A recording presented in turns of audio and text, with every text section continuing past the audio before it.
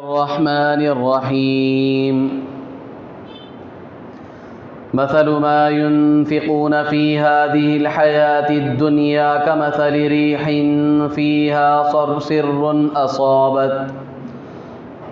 أصابت حرث قوم ظلموا أنفسهم فأهلكت وما ظلمهم الله ولكن أنفسهم يظلمون يا أيها الذين آمنوا لا تتخذوا بطانة من دونكم لا يألونكم خبالا ودوا ما عنتم قد بدت البغضاء من أفواههم وما تخفي صدورهم أكبر قد بينا لكم الآيات إن كنتم تعقلون ها أنتم أولئك تحبونهم ولا يحبونكم وتؤمنون بالكتاب كله وإذا لقوكم قالوا آمنا وإذا خلوا عضوا عليكم الأنامل من الغيظ قل موتوا بغيظكم إن الله عليم بذات الصدور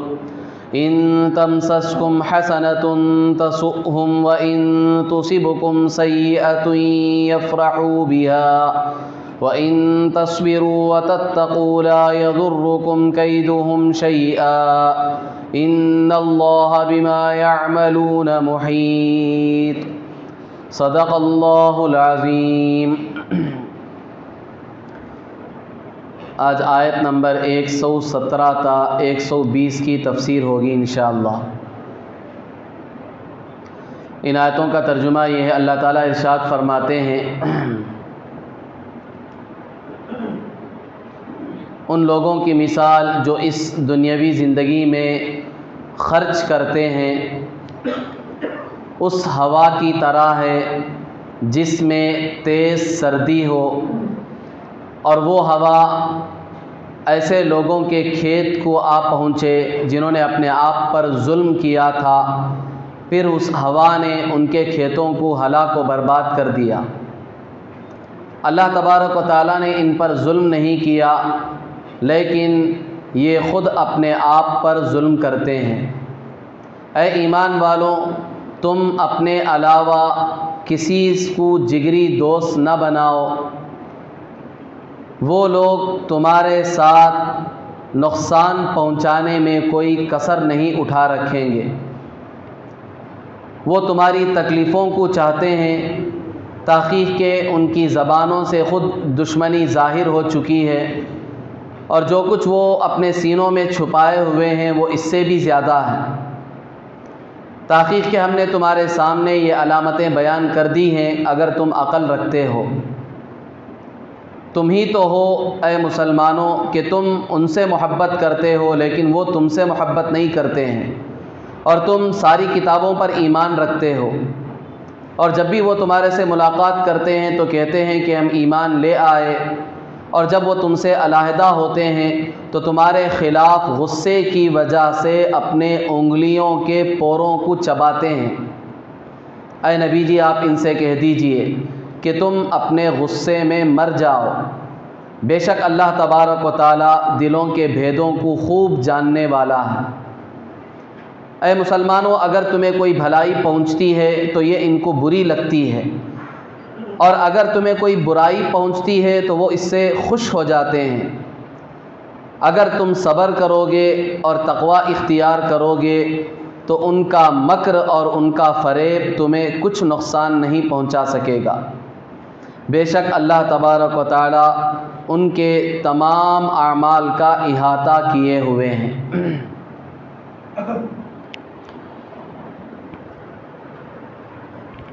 بزرگان محترم، معزز خواتین اسلام، سب سے پہلی آیت میں اللہ تبارک و تعالیٰ نے کافروں کے خرچ کرنے کی مثال بیان فرمائی ہے کہ غیر مسلم کفار مشرکین جو بھی ہیں مسلمانوں کے علاوہ، یہ دنیا میں جو کچھ خرچ کرتے ہیں، نیک کام کرتے ہیں، اس کا انہیں آخرت میں ذرہ برابر بھی فائدہ نہیں پہنچے گا۔ دنیا میں تھوڑا بہت فائدہ پہنچ سکتا ہے، اس سے منع نہیں کیا ہے، قرآن نے اس کا انکار نہیں کیا ہے، لیکن اصل جو آخرت ہے اس میں ان کو ذرہ برابر بھی نیک اعمال کا فائدہ نہیں پہنچے گا۔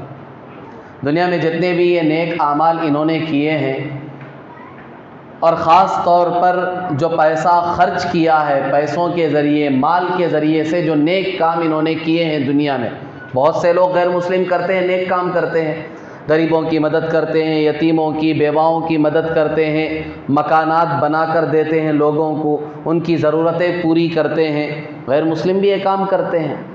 اللہ تعالیٰ کہتے ہیں اس کا فائدہ دنیا میں پہنچ سکتا ہے، لیکن آخرت میں اس کا ذرہ برابر بھی ان کو فائدہ نہیں پہنچے گا۔ وجہ اس کی کیا ہے کہ نیک اعمال کا آخرت میں ان کو فائدہ کیوں نہیں پہنچے گا؟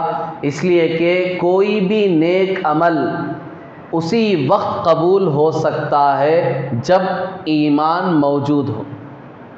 ایمان نہیں ہے تو ایمان کے بغیر لاکھ نیک اعمال کر لیں، اس کا آخرت میں فائدہ نہیں پہنچے۔ کوئی غیر ہے،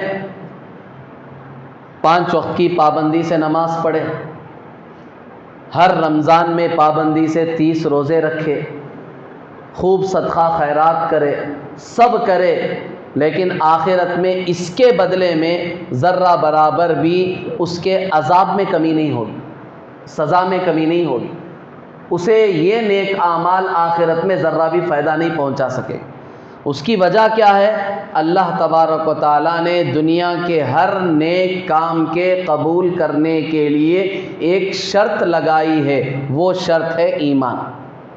ایمان ہے تو سب اعمال تمہارے ہم قبول کریں گے، چھوٹے چھوٹے نیک اعمال کرو، ہر عمل قبول تمہارا، تم ہنسو گے تو اس پر تمہیں ثواب دیں گے ہم، ایمان ہے تو تمہارے ایک ایک عمل پر ہم ثواب دیں گے، تم چل رہے ہو تمہارے چلنے پر تمہیں ثواب ملے گا، تم مسکرا رہے ہو تمہارے مسکرانے پر ہم ثواب دیں گے، تم خوشی سے بیوی کو لقمہ کھلا رہے ہو اس پر ہم تمہیں ثواب دیں گے، کسی ضرورت مند کو پانی پلا رہے ہو اس پر ہم ثواب دیں گے، ماں باپ کو دیکھ کر صبح سویرے ایک مرتبہ مسکرا رہے ہو، ایک حج ایک عمرے کا ہم ثواب دیں گے۔ یہ ہے ایمان کا کمال، ہر عمل پر ثواب، تمہارے ہر کام پر ثواب، اس کا فائدہ دنیا میں بھی پہنچے گا، آخرت میں بھی پہنچے گا۔ کیوں؟ اس لیے کہ اس کے لیے جو چیز شرط اللہ نے رکھی تھی وہ ایمان، وہ ایمان تمہارے پاس ہے، اس کی قدر کرو، اس کی اہمیت کو جانو، یہ ایمان ہمارے پاس ہے تو ہر عمل ہمارا قبول ہے، ہر کام پر ہمیں ثواب دیا جا رہا ہے۔ اس کے برخلاف غیر مسلم کے پاس صرف یہ ایک چیز نہیں ہے، ایمان، جس کی وجہ سے اس کے سارے نیک کاموں پر بھی اسے ذرہ برابر بھی ثواب نہیں، آخرت میں کچھ بھی فائدہ نہیں ہوگا، بیکار ہو جائیں گے اس کے سارے اعمال دنیا کے۔ ہاں دنیا میں کچھ فائدہ پہنچ جائے، کوئی مصیبت اس کی دور ہو جائے، کچھ اس کا بھلا ہو جائے، دنیا کے اعتبار سے ہو سکتا ہے، وہ اللہ کی مرضی ہے، چاہے تو اللہ کر سکتے ہیں، لیکن آخرت میں ذرہ بھی نہیں، کچھ بھی فائدہ نہیں پہنچے۔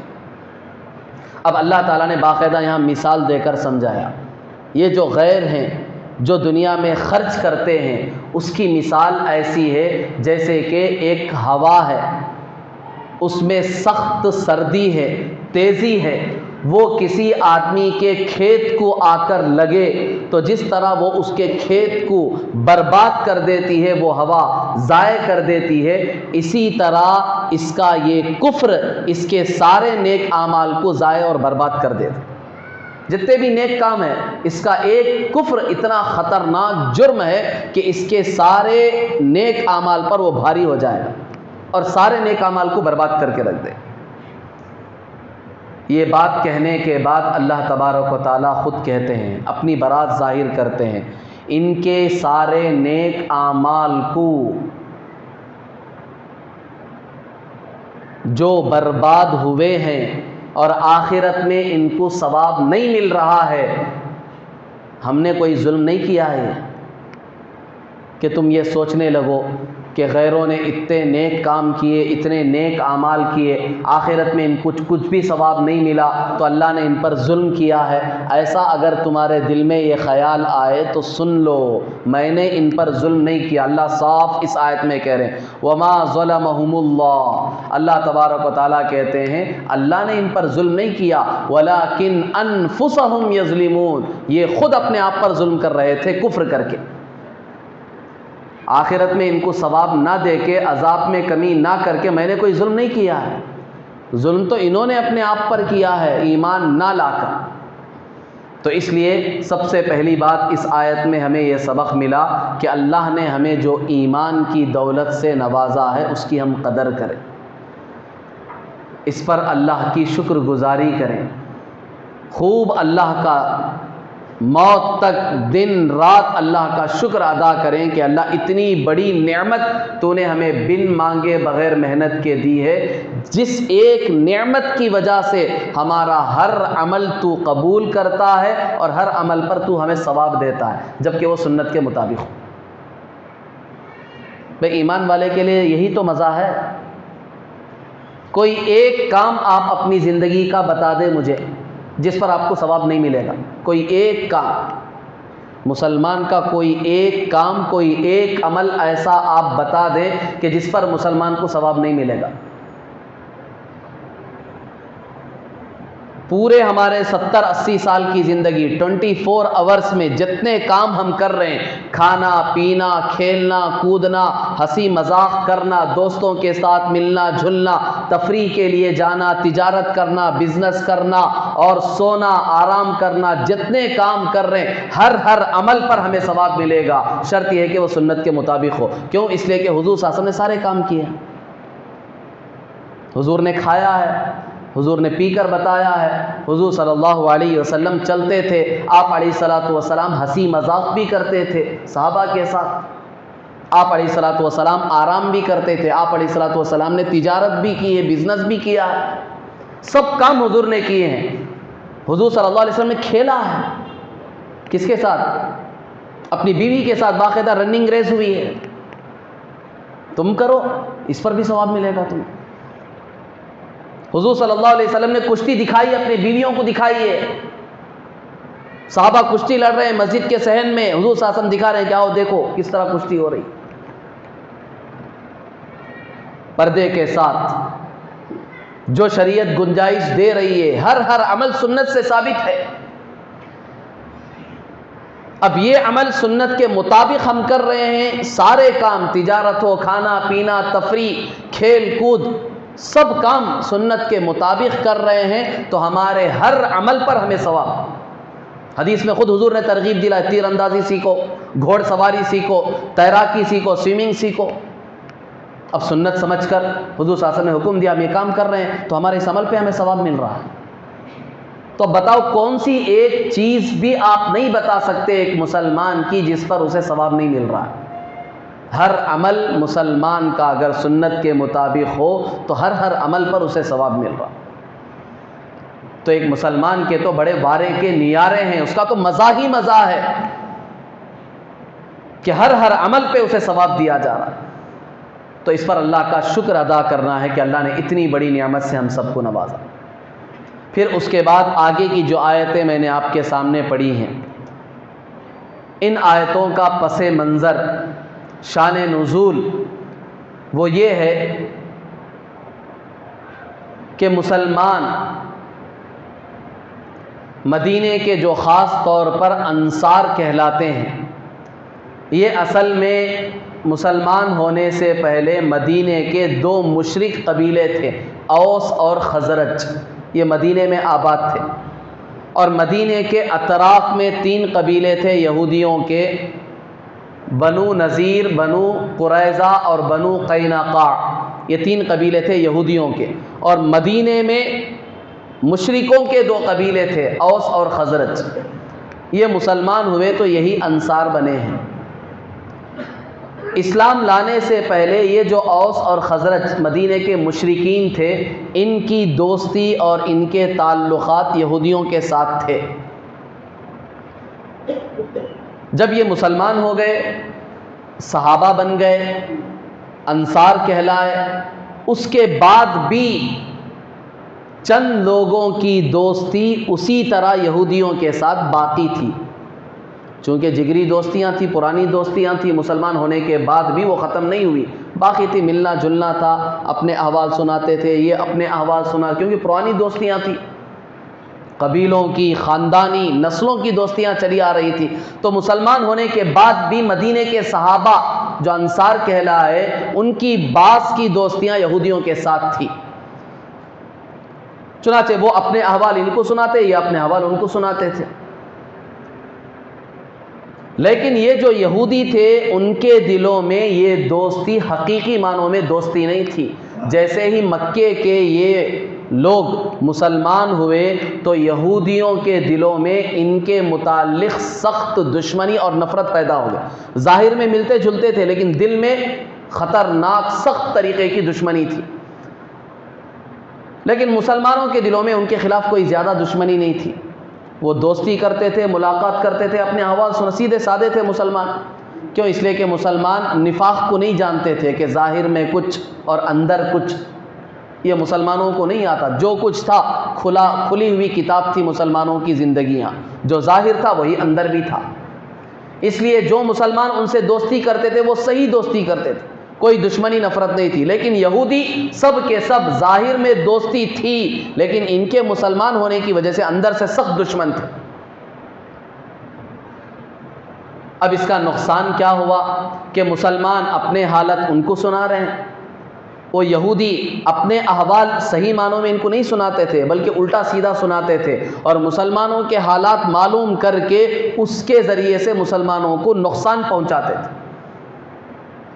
اب مسلمان ظاہری طور پر اس کو سمجھ نہیں پائے کہ یہ یہودی ہمارے سے جھوٹی دوستی کر رہے ہیں، اندر سے یہ ہمارے دشمن ہیں، ہمارے راز کی باتیں معلوم کر کے ہمیں خود نقصان پہنچا رہے ہیں۔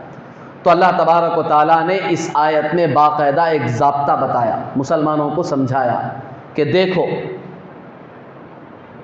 ایک اعتدال والی، درمیانی والی بات ہم تمہیں بتاتے ہیں، چونکہ تمہاری نسلی دوستیاں چلی آ رہی ہیں، خاندانی دوستیاں چلی آ رہی ہیں، تم اچانک توڑ نہیں سکو گے، تو اس لیے ہم ایک درمیانی راستہ تمہیں یہ بتاتے ہیں، وہ یہ ہے کہ تم ان سے دوستی کرو، لیکن جگری دوستی نہیں ہونی چاہیے۔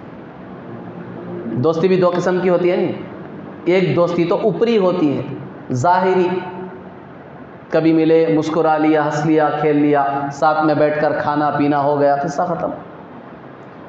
اپنی پرسنل لائف آپ اسے نہیں بتاتے، کیوں؟ اس لیے کہ وہ آپ کا جگری دوست نہیں ہے، صرف ظاہری اٹھنا بیٹھنا، کھانا پینا، ہنسی مذاق ہو گیا، وہ چلے گئے، آپ چلے گئے۔ آدمی اپنی پرسنل لائف اور خاص راز کی باتیں کسے بتاتا ہے؟ جسے وہ جگری دوست سمجھتا، اسی کو بتاتا، دوسرے کو نہیں بتاتا۔ تو قرآن نے یہ حکم دیا کہ تم اگر ان سے دوستی باقی رکھنا چاہتے ہو تو رکھو، باقی دوستی ظاہری اعتبار سے رکھو، لیکن جگری دوست مت بناؤ۔ مطلب یہ ہے کہ ان کو اپنی راز کی باتیں مت بتاؤ، کیوں؟ اس لیے کہ وہ تمہاری راز کی باتیں تو سن لیں گے اور اس سے نقصان پہنچائیں گے، لیکن اپنی راز کی باتیں وہ تمہیں کبھی بھی نہیں بتائیں۔ اس لیے دوستی ہو تو صرف ظاہری دوستی ہونی چاہیے، جگری دوستی بالکل نہیں ہونی چاہیے۔ اسلام ہی ایک اعتدال، معتدل مذہب ہے جس نے باقاعدہ ایک درمیانی راستہ بتایا۔ یہاں تک اسلام نے حکم دیا کہ غیر مسلموں کے ساتھ خیر خواہی کا معاملہ کرو، ان کے ساتھ حسن سلوک سے پیش آؤ، اچھا برتاؤ کرو، تمہاری طرف سے ان کو نفع پہنچنا چاہیے، نفع پہنچاؤ، یہ اسلام کا حکم ہے۔ یہاں تک کہ حضور صلی اللہ علیہ وسلم نے فرمایا کہ اگر کوئی مسلمان کسی ذمی کو نقصان پہنچائے، تکلیف پہنچائے، تو میں اس کی طرف سے قیامت کے دن دعوے دار بن جاؤں گا، اور میں جس کی طرف سے دعوے دار بنوں گا میں ہی غالب رہوں گا، کوئی میرا مقابلہ نہیں کر سکتا، مجھ سے جیت نہیں سکتا۔ کیا مطلب ہے اس کا؟ ذمی کسے کہتے ہیں؟ وہ کافر اور غیر مسلم جو مسلمانوں کے ملک میں رہتا ہے لیکن ٹیکس دے کر رہتا ہے، تو اسلام کہتا ہے کہ جب وہ ٹیکس دے کر تمہارے ملک میں رہ رہا ہے تو تمہاری ذمہ داری ہے کہ اس کی جان کی بھی حفاظت کی جائے اور اس کے مال کی بھی حفاظت کی جائے. یہ تمہاری ذمہ داری ہے مسلمانوں کی، کیونکہ وہ تمہیں ٹیکس دے رہا ہے. تو اب تم اسے نقصان نہیں پہنچا سکتے، اگرچہ کہ وہ کافر ہے، غیر مسلم ہے، لیکن نقصان نہیں پہنچا سکتے. اس کے ساتھ اچھا برتاؤ کرو. اگر تم اس کے ساتھ گڑبڑی کرو گے، نقصان پہنچاؤ گے، تو سنو قیامت کے دن میں اس کے سپورٹ میں کھڑے ہو کر تمہارے خلاف کھڑا ہو جاؤں گا. یہ اللہ کے نبی صلی اللہ علیہ وسلم کس سے کہہ رہے ہیں؟ ایک مسلمان سے کہہ رہے ہیں کہ میں کافر کے ساتھ کھڑا رہوں گا قیامت کے دن اور تمہارے خلاف حجت قائم کروں گا، اور پھر تم میرے سے مقابلہ نہیں کر سکتے، فتح یابی تمہیں حاصل نہیں ہو سکتی. تو اللہ کے رسول صلی اللہ علیہ وسلم نے، اسلام نے تو ایک طرف یہ تعلیم دی کہ غیر مسلموں کے ساتھ حسن سلوک کرو، اچھا معاملہ کرو، ان کو نفع پہنچاؤ. اگر تمہارا ان سے معاہدہ ہوا ہے، عہد ہوا ہے، تو اس کی حفاظت کیا کرو. اور دوسری طرف اسلام نے یہ حکم بھی دیا کہ کافروں کے ساتھ تمہارا اچھا برتاؤ ہونا چاہیے، لیکن ڈیپلی نہیں ہونا چاہیے. اتنا گہرا تمہارا معاملہ نہ ہو کہ وہ جگری دوستی میں بدل جائے. ظاہری اٹھنا بیٹھنا، ہنسنا کھیلنا، کھانا پینا، معاملات ہیں، تجارت ہے، بزنس ہے، لین دین ہے، ملاقاتیں ہیں، ٹھیک ہے، یہاں تک تو ٹھیک ہے، لیکن جگری دوستی اس کی اجازت نہیں. یہ صرف تم اپنے مسلمان بھائیوں سے کرو. قرآن نے صاف کہا، یا ایھا الذین آمنوا لا تتخذوا بطانة من دونکم لا یألونکم خبالا. اے ایمان والو، تم اپنے علاوہ یعنی مسلمانوں کے علاوہ کسی کو جگری دوست مت بناؤ. بطانۃ کا لفظ استعمال کیا قرآن نے. بطانۃ کسے کہتے ہیں؟ بطانۃ اندر کے حصے کو کہتے ہیں. ایک ہوتا ہے ظاہر، ایک ہوتا ہے باطن. جیسے ہم استعمال کرتے ہیں ظاہر اور باطن. ظاہر کہتے ہیں سامنے کے حصے کو، باطن کہتے ہیں اندر کے حصے کو. اور عربی میں بطانۃ اس کپڑے کو کہتے ہیں جو ہمارے جسم سے لگا ہوا ہے، چپکا ہوا ہے.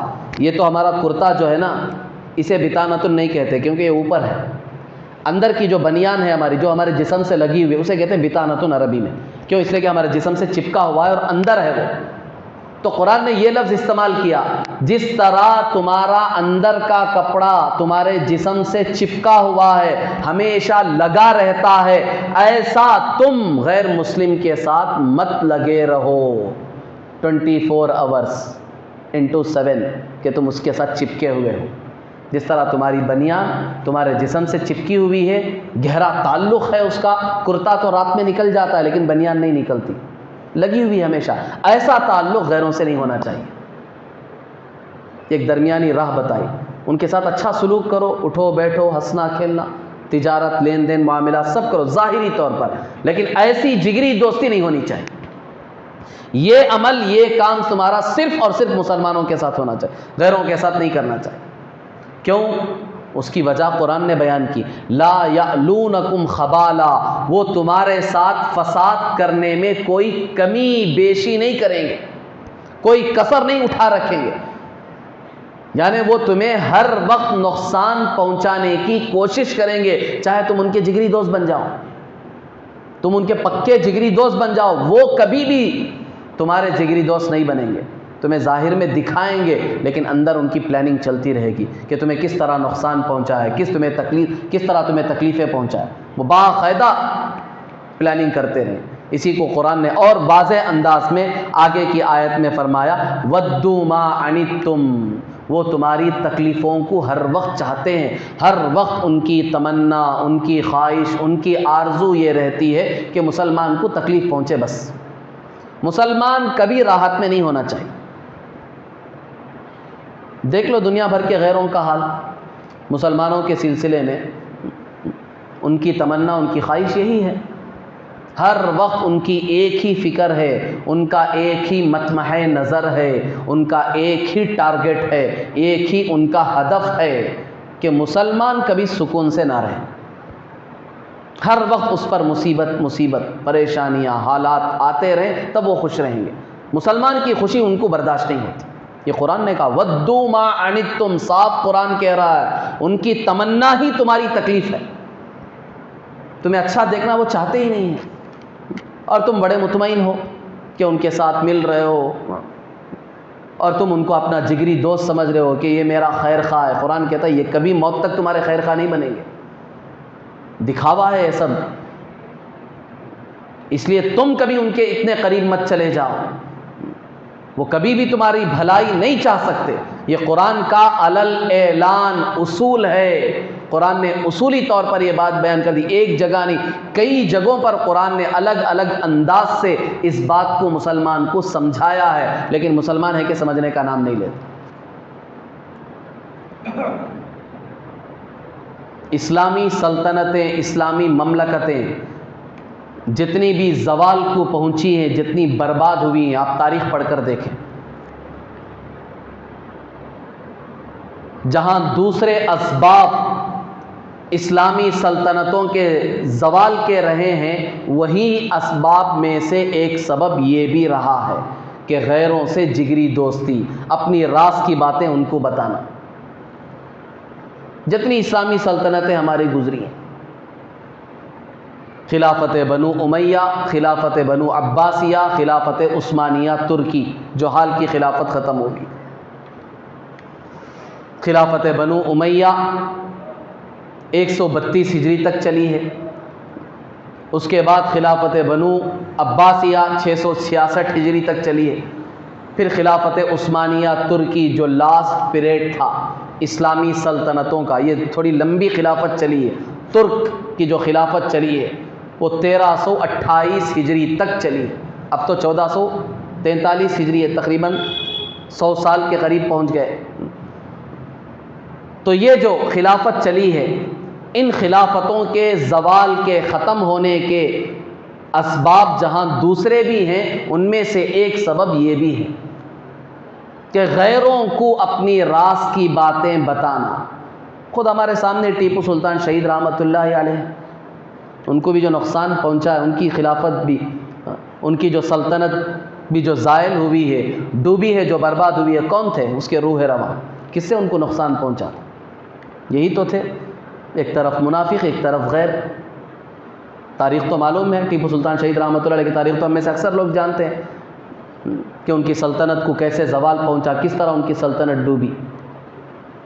یہ ہوا ہے، قرآن نے اصول بیان کر دیا تھا، ان کو اپنے اتنا قریب مت کرو، ان کو نفع پہنچاؤ، خیر خواہی کرو، سب کرو، لیکن اتنا قریب مت کرو کہ اپنی راز کی باتوں میں ان کو کبھی شریک نہ کرنا، ورنہ تمہیں سخت نقصان پہنچائیں، تمہیں برباد کرنے تک یہ چین سے نہیں بیٹھیں گے۔ اور یہی ہوا اسلامی سلطنتوں کا، جتنے بھی اسلامی سلطنتیں زوال کو پہنچی۔ تو اللہ تبارک و تعالیٰ نے صاف یہ اصول بیان کر دیا کہ ان سے جگری دوستی کبھی مت کرو، کیونکہ یہ اپنے دلوں میں اتنی نفرت تمہارے تئیں دبا کر بیٹھے ہیں، وقتاً فوقتاً، موقع بموقع، کبھی کبھی ان کی یہ نفرت ان کی زبانوں سے نکل بھی جاتی ہے۔ تم ان کو جگری دوست سمجھ رہے تھے، کبھی کبھی ان کی زبانوں سے یہ نفرت نکل جاتی ہے، کیونکہ اتنی نفرت دبا کر بیٹھے ہوئے ہیں کہ کبھی کبھی یہ نفرت نکل جاتی ہے ان کی زبانوں سے۔ ظاہر میں تو ملتے جلتے ہیں، لیکن پیٹھ پیچھے جا کر تمہارے خلاف سازشیں کریں گے، اور پیٹھ پیچھے تو تمہارے اتنے کٹر دشمن ہیں یہ۔ قرآن کہتا ہے وَإِذَا خَلَوْا عَزُّوا عَلَيْكُمُ الْأَنَامِلَ مِنَ الْغَيْظِ، جب تمہارے پاس سے ہٹ کر جاتے ہیں تو تمہارے خلاف اتنے سخت دشمنی کا اظہار کرتے ہیں کہ انگلیوں کو منہ میں رکھ کر چبا لیتے ہیں۔ یہ قرآن نے ایک تعبیر استعمال کی ہے، کیونکہ ہر آدمی غصے کا اظہار الگ الگ طریقے سے کرتا ہے۔ کوئی آدمی غصے کے وقت سر پکڑ لیتا ہے، کوئی آدمی غصے کے وقت جو ہے دیوار پہ سر دے کے مار دیتا ہے، کوئی آدمی غصے کے وقت جو ہے خود اپنے منہ پر تماچے مار لیتا ہے، کوئی آدمی غصے کے وقت سر اپنے پیروں کے اندر دے کر بیٹھ جاتا ہے، کوئی آدمی غصے کے وقت جا کر کمرہ لاک کر کے بیٹھ جاتا ہے۔ الگ الگ اظہار کا طریقہ ہے غصے کا، تو قرآن ایک طریقہ نقل کرتا ہے، ایک تعبیر استعمال کرتا ہے کہ مسلمانوں کے خلاف ان کے اندر اتنی سخت دشمنی ہے، جیسے ہی مسلمانوں سے ہٹ کر اپنے لوگوں کے ساتھ جا کر ملتے ہیں تو غصے میں اپنی انگلیوں کے پوروں کو چبا لیتے ہیں، اتنی سخت دشمنی ہے تمہارے خلاف۔ اللہ تعالیٰ کہتے ہیں یہ سب چیزیں اللہ جانتا ہے، تمہیں معلوم نہیں ہے۔ ان اللہ علیم بذات الصدور، دلوں میں کیا ہے ان کے یہ اللہ جانتا ہے، تمہیں معلوم ہے۔ تم تو ظاہر کو دیکھ کر خوش ہو رہے ہو، ماشاء اللہ ماشاء اللہ، یہ ہمارے دوست ہیں، ہمارے خیر خواہ ہیں۔ آج ہو نہیں رہا، بہت ساروں کو ہم سمجھتے ہیں غیروں کہ ہمارے خیر خواہ ہیں، یہ ہمارا بھلا چاہتے ہیں۔ قرآن کہتا ہے یہ کبھی نہیں ہو سکتا ہے، یہ دکھاوا ہے، اندر سے سخت دشمنی بھری ہوئی ہے تمہارے خلاف۔ اور اسی کی تھوڑی سی صراحت آگے کی آیت میں قرآن نے کی، ان تمسسکم حسنۃ تسؤہم، تمہیں تھوڑی بھی بھلائی پہنچتی ہے تو ان کو برداشت نہیں ہوتا، بہت برا لگتا ہے کہ مسلمان کو آخر یہ بھلائی کیوں پہنچی، ان کو یہ نفع کیوں پہنچا، ان کو اتنی سیٹیں کیوں مل گئی، اتنے ایم ایل اے کیوں بن گئے، یہ عہدے ان کو کیوں مل گئے۔ ہمیں ذرہ برابر بھی بھلائی پہنچے ان کو برداشت نہیں ہے۔ قرآن صاف نقل کر رہا ہے کہ یہ برداشت ہی نہیں کر سکتے تمہیں بھلائی، ہاں تمہیں تکلیف پہنچے، قرآن کہتا وَإِن تُصِبْكُمْ سَيِّئَةٌ يَفْرَحُوا بِهَا، تمہیں تکلیف پہنچے گی، تمہارے لوگ مریں گے، عورتوں کی بے عزتیاں ہوں گی، تمہارے مالوں کو، تمہاری جائیدادوں کو نقصان پہنچایا جائے گا، تو بیٹھ کر ہنسیں گے۔ یفرحوا بها، قرآن نقل کرتا صاف کھلے طور پر، اڑل اعلان ڈنکے کی چوٹ پر قرآن کہتا ہے یہ بیٹھ کے دیکھو میٹنگ کر کے ہنس رہے ہیں، تمہیں ذرہ جس لائن سے بھی تمہیں تکلیف پہنچے گی بیٹھ کر ہنسیں گے، مسکرائیں گے۔ اللہ تعالیٰ کہتے ہیں کہ ایسے وقت میں تمہارے لیے دو ہتھیار ہم دے رہے ہیں، ان تصبروا وتتقوا، یہ دو ہتھیار ہیں۔ اگر تم ایسے حالات میں کامیابی چاہتے ہو، مصیبتوں میں سکون چاہتے ہو، تو ایک صبر کرو، ایک تقوی اختیار کرو۔ ان تصبروا وتتقوا، صبر کرو، حالات آ رہے ہیں، مصیبتیں آ رہی ہیں تمہارے اوپر، وہ بیٹھ کے ہنس رہے ہیں، تھوڑا سا صبر کر لو۔ وتتقوا، اللہ کا ڈر اپنے اندر پہ، ان کا ڈر نہیں، ان سے مت ڈرو، ہیچ ہے، ان کی کوئی حیثیت نہیں ہے، 4 دن کی طاقت ہے ان کی جو دکھا رہے ہیں تمہیں، کچھ نہیں کریں گے، موت ہے، ایک دن جانا ہے، مرنا ہے، ایک دن تو مرنا ہے، بیمار ہو کر مریں گے، ایکسیڈنٹ ہو کر مریں گے، ڈوب کر مریں گے، جیسے بھی مرنا ہے، موت تو آئے گی، پھر ان سے کیوں ڈرنا ہے؟ قرآن کہتا تتقوا، صرف اللہ سے ڈرو، تمہارے دل میں صرف اور صرف خدا کا ڈر ہونا چاہیے۔ یہ دو چیزیں اپنے اندر پیدا کر لو، ایک صبر کرو مصیبتوں پر، اللہ کا ڈر اپنے دل میں پیدا کر لو، تو پھر اللہ تبارک و تعالیٰ کی مدد تمہارے اوپر آئے گی، جو آگے کی آیتوں میں اللہ نے بیان کیا۔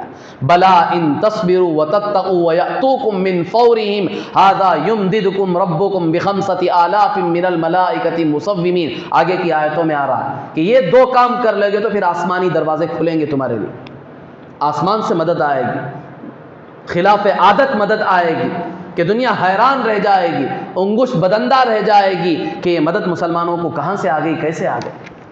تو یہ دو کام تمہیں کرنے ہیں، اللہ تبارک و تعالیٰ کی طرف سے ضرور تمہاری مدد ہوگی، اور پھر یہ تمہیں کچھ بھی نقصان نہیں پہنچا سکیں گے اگر یہ دو کام تم کرو گے، ایک صبر اور دوسرا اللہ کا ڈر اپنے اندر پیدا کر لو گے، تو یہ تمہیں ذرہ برابر بھی نقصان نہیں پہنچا سکے، کیونکہ اللہ تبارک و تعالیٰ سب چیزوں کو جانتا ہے، ان کے اعمال کو بھی، ان کے پلانز کو بھی، ان کی سازشوں کو بھی، سب چیزوں کو اللہ جانتا ہے، اللہ ان کو فیل کر کے بتائے گا، اللہ قادر ہے ہر چیز پر۔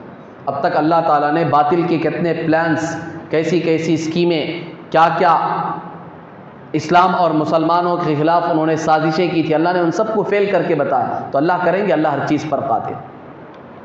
دعا فرمائیں کہ اللہ تبارک و تعالی ہم سب کو صحیح معنوں میں ان دو صفات کے ساتھ موت تک زندگی گزارنے کی اللہ توفیق عطا فرمائے، کہ اللہ تعالی ہمیں صحیح معنوں میں صبر بھی عطا فرمائے،